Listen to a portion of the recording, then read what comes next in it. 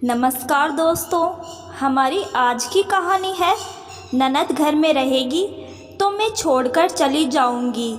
कहानी पसंद आए तो चैनल को सब्सक्राइब ज़रूर करना। रानी ससुराल में अपने पति से झगड़ा कर अपने मायके आ गई और अपनी माँ से कहा, मैं उस घर में अब कभी नहीं जाऊंगी। रानी की बात सुनकर उसके माता पिता बहुत दुखी हुए। ऐसी बातों से नाराज नहीं होते बेटा, दामाद जी तुमसे बहुत प्यार करते हैं, तुम उन्हें ऐसे कैसे छोड़कर आ सकती हो। कहते हुए सुधा जी ने ससुराल से वापस आई बेटी को समझाया। प्रेम विवाह करके 1 साल पहले ही रानी दूसरे शहर गई थी। सबसे अच्छी घुल मिलकर प्यार से रहती थी।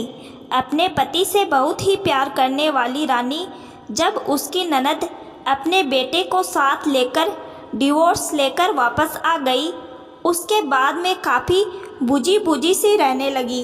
छोटी छोटी बातों को लेकर मनमुटाव होता रहता।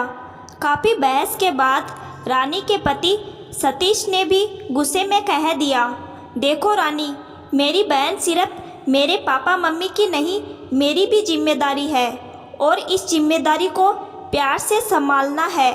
मैं ऐसे मुश्किल परिस्थिति में इन सबको अकेला छोड़ अपना अलग संसार नहीं बना सकता। रानी गुस्से में बोली, लेकिन इन सब जिम्मेदारियों के बीच में मैं अपनी ज़िंदगी कब सेट करूंगी। पढ़े लिखे होकर भी घर के कामों में ही उलझे हुए बेटे रहना मुझसे नहीं होगा। रानी गुस्से में अपने मायके वापस आ गई। सबके काफ़ी समझाने के बावजूद दोनों ने कोई समाधान करने से इनकार कर दिया। रानी ने वापस अपने आप को नए कामों के साथ डालते हुए अपने सपनों की उड़ान भरनी शुरू कर दी।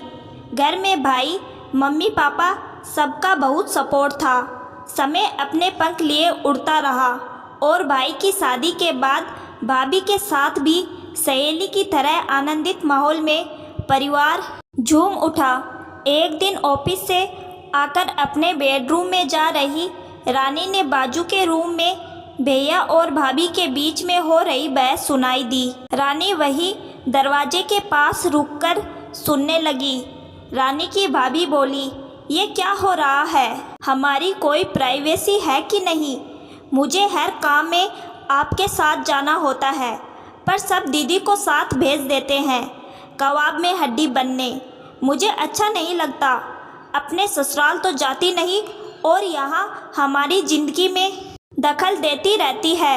रानी का भाई बोला, देखो मेरी बहन से मैं बहुत प्यार करता हूँ और उसके संघर्ष में मेरी जिम्मेदारी है कि मैं उसका साथ दूँ।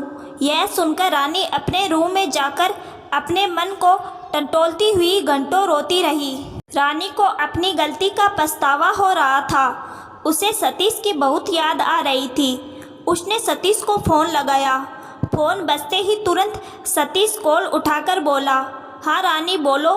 रानी उसकी आवाज़ सुनते ही फूट फूट कर रोने लगी और कहने लगी, सतीश मुझे माफ़ कर दो, मैं तुम्हारे साथ ही रहना चाहती हूँ। मुझे यहाँ से ले चलो, मैं दीदी को भी कुछ नहीं कहूँगी। आज मुझे अपनी गलती का एहसास हो गया है।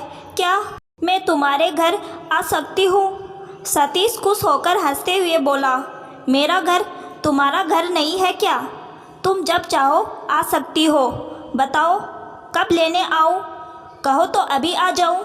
रानी शर्माते हुए बोली, नहीं अभी तो काफ़ी रात है, कल लेने आ जाना, मैं तुम्हारा इंतज़ार करूँगी।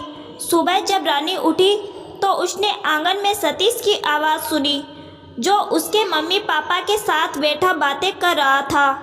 रानी ने अपना सामान पैक किया और अपनी भाभी के गले लगकर बोली, भाभी आपने मुझे सच्चाई का आईना दिखा दिया है, थैंक यू। रानी की भाभी कुछ समझी नहीं, बस हैरानी से रानी को देख रही थी। रानी अपने माता पिता से आशीर्वाद लेकर अपने ससुराल के लिए रवाना हो गई। तो दोस्तों, आज की यह कहानी आपको कैसी लगी कमेंट करके ज़रूर बताइएगा। धन्यवाद।